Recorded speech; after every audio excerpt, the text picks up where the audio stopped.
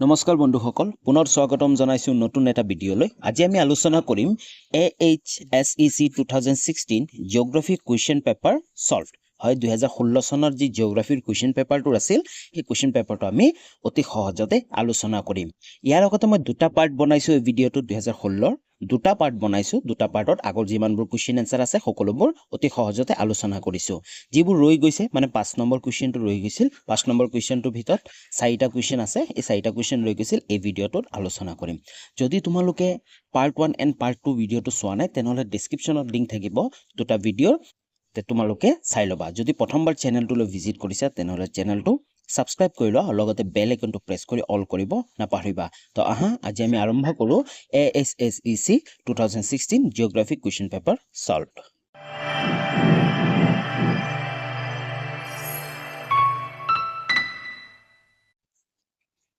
5 নম্বৰ কুৱেশ্যনটো চোৱা। 5 নম্বৰ কুৱেশ্যনটো আমাক কি কৈছে, তলত দিয়া প্ৰশ্নসমূহৰ উত্তৰ দিয়া। হয়, প্ৰতিটো প্ৰশ্নৰ কাৰণে আমাৰ 5 মাৰ্ক আছিল আৰু 3টা আমাক লিখিব দিছিল, কিন্তু আচলতে অপশ্যন আমাক 4টা দিছিল, 4টাৰ পৰা 3টা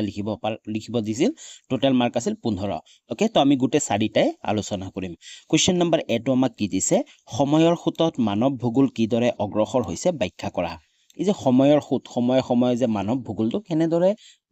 কেনেদৰে মানে ডেভেলপ হৈছে, কেনেদৰে অগ্ৰসৰ হৈছে তাৰ কথা আমাক ব্যাখ্যা কৰিব দিছে। উত্তৰটো চোৱা,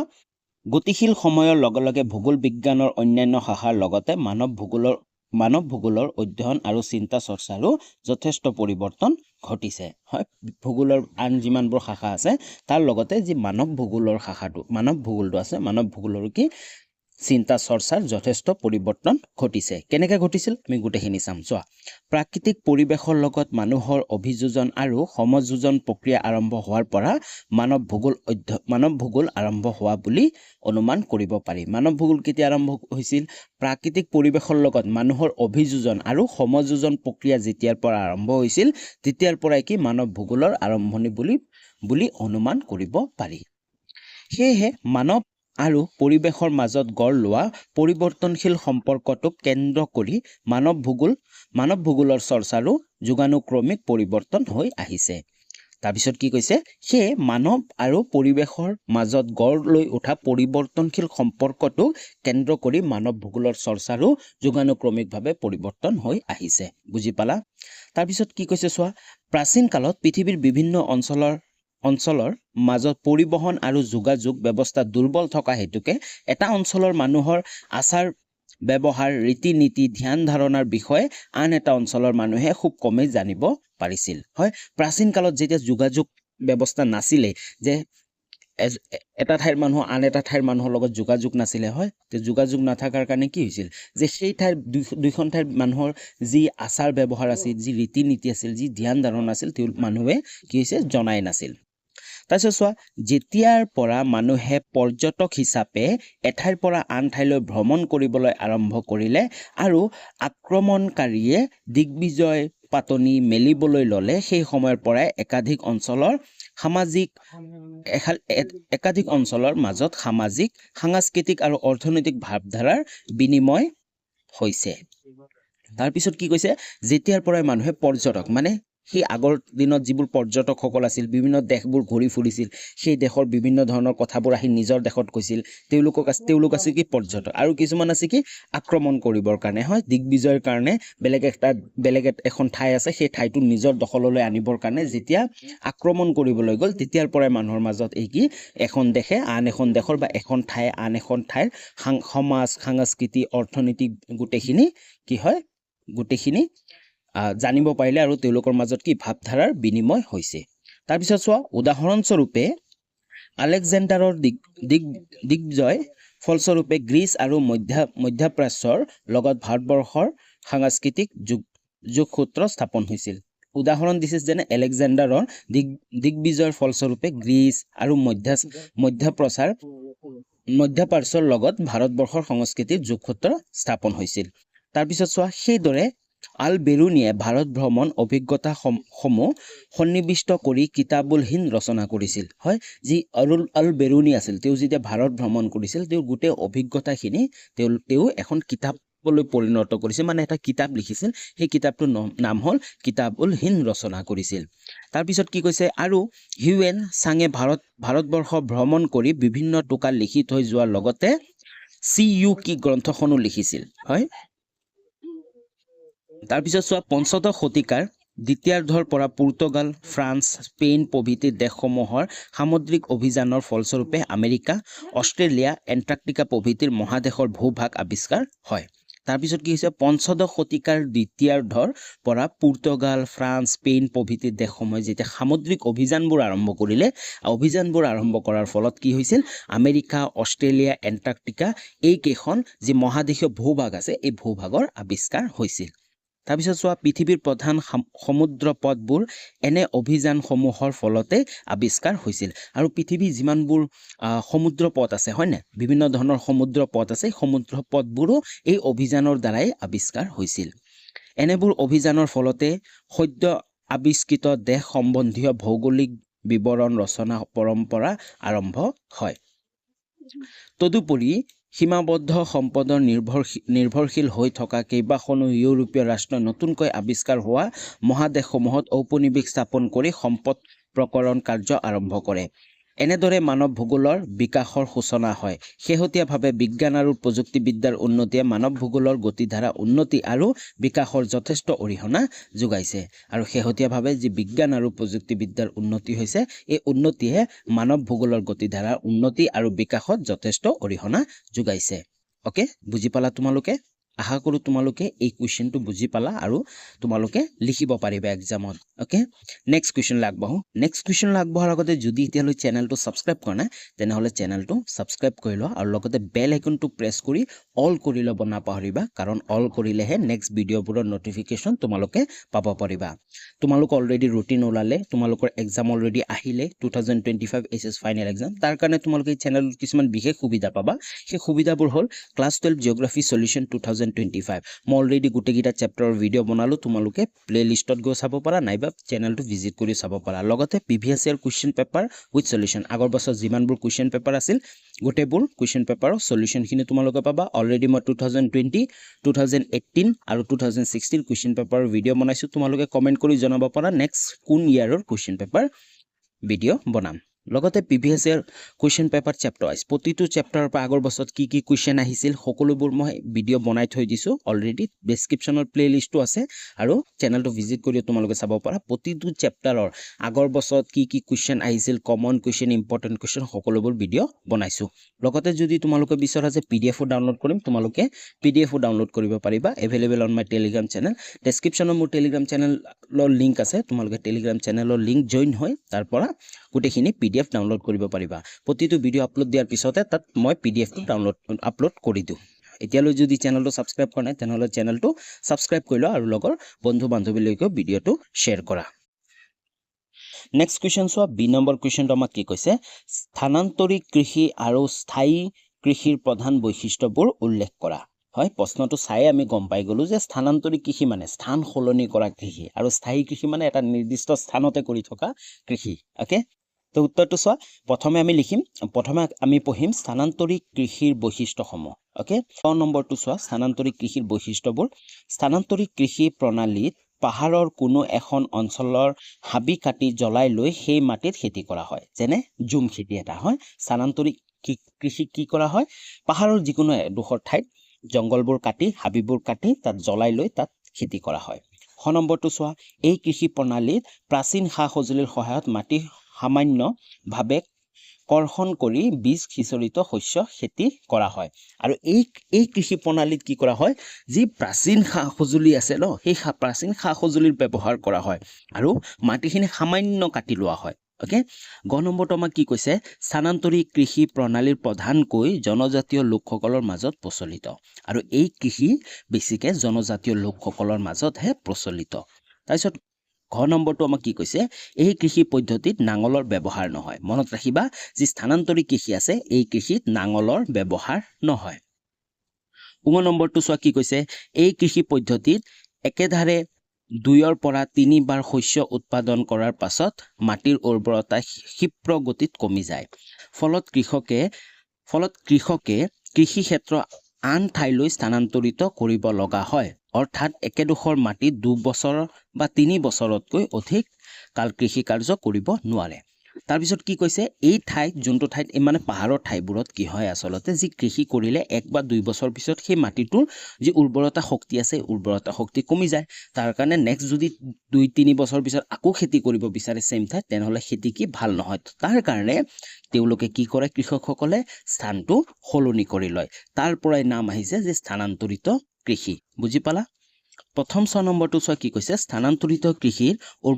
উৰ্বৰতাৰ বাবে কোনো ৰাসায়নিক সাৰ প্ৰয়োগ কৰা নহয় আৰু এই স্থানান্তৰিত কৃষিত মাটিৰ উৰ্বৰতা শক্তি বঢ়োৱাৰ কাৰণে কোনো ধৰণৰ সাৰ ৰাসায়নিক একো প্ৰয়োগ কৰা নহয় নেক্সট চোৱা স্থায়ী কৃষিৰ বৈশিষ্ট্য হয় এতিয়া আমি স্থায়ী কৃষিৰ বৈশিষ্ট্যবোৰ পঢ়িম ক নম্বৰটো চোৱা স্থায়ী কৃষি পদ্ধতিত নাঙল আৰু জন্তুৰ বল স্থায়ী কৃষিত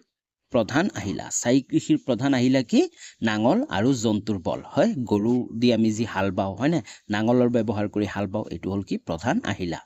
খ নম্বৰটো আমাক কি কৈছে জলসিঞ্চন উন্নত বীজ আৰু উন্নত প্ৰযুক্তি প্ৰয়োগ কৰি এই কৃষি প্ৰণালীত অতি সীমিত হয় আৰু জলসিঞ্চন তাৰ উপৰি উন্নত বীজ আৰু উন্নত প্ৰযুক্তিবিদ্যা প্ৰয়োগ কৰা হয় গ নম্বৰটো চোৱা এই কৃষি প্ৰণালী পৰিয়াল কেন্দ্ৰিক হোৱা দেখা যায় হয় এই কৃষি প্ৰণালীটো পৰিয়াল কেন্দ্ৰিক হোৱা দেখা যায় অৰ্থাৎ নিজ পৰিয়ালৰ বাবে প্ৰয়োজনীয় খাদ্য আৰু সামান্য পৰিমাণৰ কেঁচামাল জাতীয় শস্যহে উৎপাদন কৰা হয় ঘ নম্বৰটো চোৱা কি কৈছে এই কৃষি পদ্ধতি শস্য ক্ষেত্ৰত কি প্ৰণয়ৰ শস্য কিমান সফলতাৰে উৎপাদন কৰিব পৰা যায় সেই দিশটো প্ৰায় এৰাই চলা দেখা যায় কৃষকসকলে পূৰ্বানুক্ৰমে ব্যৱহাৰ কৰি অহা পদ্ধতিসমূহে অনুসৰণ কৰে নেক্সট চোৱা 9 নম্বৰটো কি কৈছে এই পদ্ধতিত ব্যৱহাৰ কৰা ভূমিখণ্ডবোৰ আকাৰত নিচে সৰু হয় বুজি পাইছা যে স্থানান্তৰিত কৃষি আৰু স্থায়ী কৃষি ওকে বুজি পালা নেক্সট কোৱেশ্চন লাগবাহু নেক্সট কোৱেশ্চনটো চোৱা সি নম্বৰ কোৱেশ্চনটো আমাক কি কৈছে সাগৰীয় বন্দৰসমূহ আন্তঃৰাষ্ট্ৰীয় বাণিজ্যৰ দুৱাৰমুখ কিদৰে হ'ব পাৰে হয় যে সাগৰীয় বন্দৰসমূহ আছে এই বন্দৰসমূহক আন্তঃৰাষ্ট্ৰীয় বাণিজ্যৰ দুৱাৰমুখ বুলিও কোৱা হয় কিন্তু আমাক কোৱেশ্চনটো সুধিছে যে সাগৰীয় বন্দৰসমূহ আন্তঃৰাষ্ট্ৰীয় বাণিজ্যৰ দুৱাৰমুখ কিদৰে হ'ব পাৰে দুইটাৰ উত্তৰ সেম হ'ব তোমালোকৰ হয়তো এনেকৈ আহিব পাৰে যে সাগৰীয় বন্দৰসমূহ আন্তঃৰাষ্ট্ৰীয় বাণিজ্যৰ দুৱাৰমুখ তোমালোকে বহলাই লিখা এনেকৈ আহিব পাৰে উত্তৰটো চোৱা ভাৰতৰ অধিকাংশ আন্তঃৰাষ্ট্ৰীয় বাণিজ্যিক লেনদেন সমুদ্ৰপথ আৰু বিমান পথেৰে সম্পাদন কৰা হয় হয় ভাৰতবৰ্ষৰ বেছিভাগ যিমানবোৰ আন্তৰ্জাতিক বাণিজ্য আছে এই বাণিজ্য সমুদ্ৰপথ আৰু বিমান পথেৰে কি কৰা হয় সম্পাদন কৰা হয় পাকিস্তান নেপাল ভূটান আৰু বাংলাদেশৰ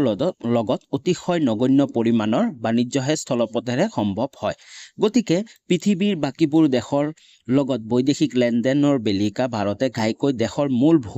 ভূভাগৰ 6100 কিলোমিটাৰ দীঘল উপকূল ৰেখাৰ ওপৰত অৱস্থিত বিভিন্ন বন্দৰগাহ সুবিধা গ্ৰহণ কৰে হয় ভাৰতবৰ্ষই কি পাকিস্তান নেপাল ভূটান আৰু বাংলাদেশৰ লগত অতিশয় নগণ্য পৰিমাণৰ বাণিজ্যিক লেনদেন যি স্থলপথেৰে সম্ভৱ হয় আৰু পৃথিৱীৰ বাকীবোৰ যিমানবোৰ দেশ আছে ন সেই দেশবোৰৰ লগত যেতিয়া লেনদেন কৰে বা বাণিজ্যিক আন্তঃৰাষ্ট্ৰীয় বাণিজ্য কৰে বেছিকে ভাৰতবৰ্ষই কিহৰ ওপৰত নিৰ্ভৰশীল হৈ থাকে যে ভাৰতবৰ্ষৰ যি ভূভাগৰ 6100 কিলোমিটাৰ যি দীঘল উপকূলীয় ৰেখা অঞ্চল আছে ন সেই অঞ্চলৰ ওপৰত অৱস্থিত বিভিন্ন ধৰণৰ বন্দৰগাৰ ওপৰতে কি কৰে নিৰ্ভৰশীল হৈ থকা দেখা যায় তাৰপিছত চোৱা ভাৰতৰ উপকূলত অৱস্থানত 12টা বৃহৎ বন্দৰৰ উপৰিও প্ৰায় 200টা ক্ষুদ্ৰ আৰু মজলীয়া আকাৰৰ বন্দৰ আছে উপকূলীয় অঞ্চল তোমালোকে বুজি পাইছা নে মই এবাৰ দেখাই দিওঁ এই যে ভাৰতবৰ্ষখন আছে ভাৰতবৰ্ষখনৰ যি ইফালে সাগৰ আছে হয় আৰব সাগৰ আৰু ইয়াতে বংগোপসাগৰ আৰু ইয়াতে ভাৰত মহাসাগৰ আছে এই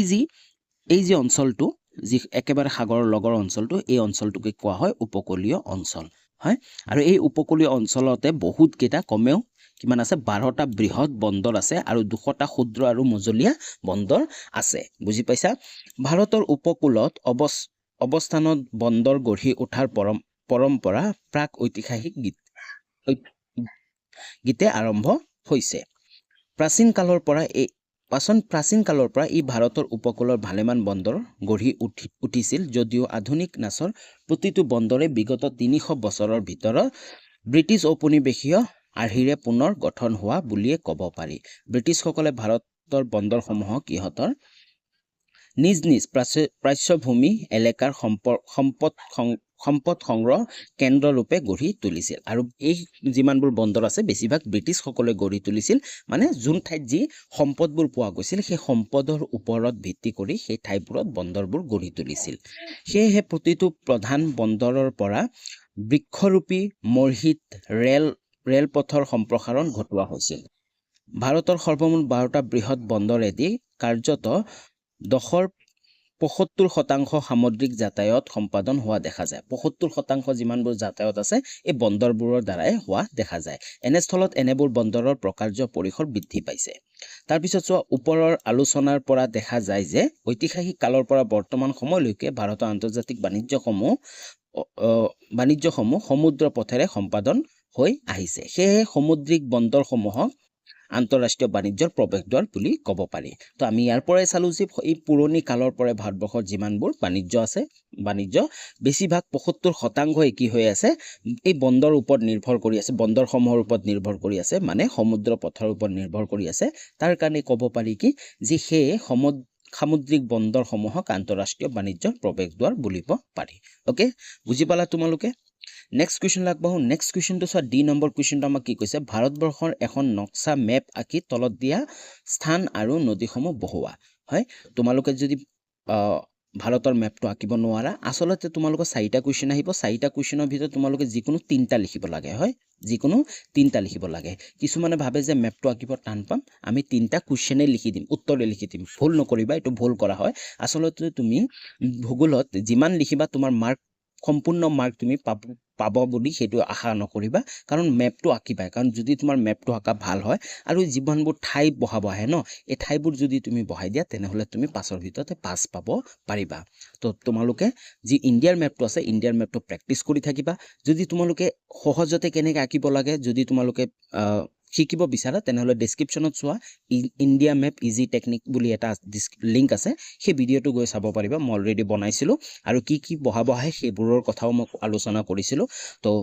কেনেকৈ আঁকিবা গোটেই ভিডিঅটো চাব পাৰিবা তো আমাক কি কৈছে দুখন ৰাজ্যৰ ৰাজধানী আগৰতলা আৰু ৰায়পুৰ বহাব দিছে আমি মেপটো ধুনীয়াকৈ আঁকি লম তাৰপিছত আমি আগৰতলা আৰু ৰায়পুৰ বহাম তাৰপিছত কপিলি আৰু নৰ্মদা নদী বহাব দিছে কপিলি আৰু নৰ্মদা নদী বহাই এনেকৈ তোমালোকে কাৰ্চিনেৰে দেখুৱাই দিব পাৰিবা বুজি পাইছা ওকে তো আজিলৈ ইমানখিনি আছিল যদি ভিডিঅটো ভাল লাগিল তেনেহলে ভিডিঅটো লাইক কৰা কমেন্ট কৰা আৰু বন্ধুসকললৈ শ্বেয়াৰ কৰা আৰু 2020 আৰু 2018 কুৱেশ্যন পেপাৰ অলৰেডি বনাইছো যদি তোমালোকে ভিডিঅ কিটা চোৱা নাই তেনেহলে ডেসক্ৰিপচনত গৈ ভিডিঅবোৰ চাব পাৰা আৰু চেনেলটো ভিজিট কৰি গোটেইবোৰ ভিডিঅ চাব পাৰা জিঅগ্ৰাফিৰ কাৰণে তোমালোকৰ বহুতখিনি সহায় হ'ব তো আজিলৈ ইমানখিনি আছিল পুনৰ লগ পাম নতুন এটা ভিডিঅ লৈ তেতিয়ালৈ বাই বাই